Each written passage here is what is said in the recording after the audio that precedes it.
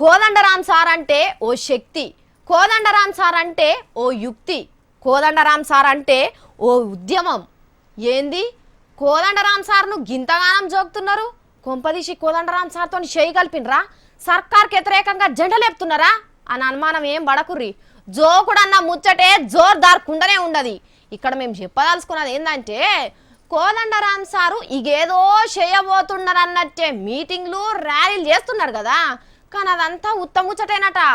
ఏ శక్తి కాదట, ఏ యుక్తి కాదట, ఉద్యమం కూడా లేనే లేదట. మరేమున్నది?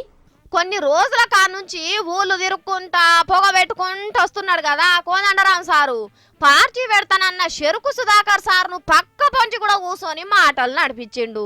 సర్కార్ అంతా అడ్డం రొడ్డం చేస్తున్నది, అందరం ఒక్కటి కావాలి, సర్కార్ మెడలు వంచాలి అని చెప్తే ఏదో సపరేట్ గా చెరుకు సార్ పెట్టే పార్టీలా కోదండరాం సార్ చెయ్యి కూడా ఉన్నదని చెప్పుకున్నారు. కానీ అదంతా ఉత్తముచ్చటేనటుల్లో.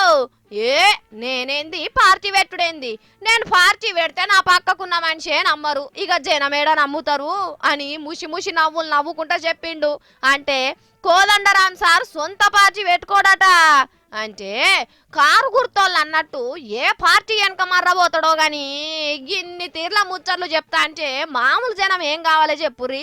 అయ్యా కోదండరాం సారు అంత మంచిగా లేదనబడితివి, పరాయి పార్టీ వాళ్ళు పెట్టే మీటింగ్లకు పోయి సప్పట్లు కొట్టబడితివి, సర్కార్కి వ్యతిరేకంగా ఏది చేస్తే దాంట్లో నాదో పాలు అని చెయ్యబడితివి.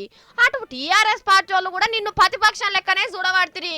లోపట లోపట ఏమైతున్నా సార్ అసలు నిన్ను నమ్మేటోళ్ళు ఎవ్వరు లేరు అంటున్నావంటే టీఆర్ఎస్ పార్టీల షరీక్ అయితేనంటావా ఏంది?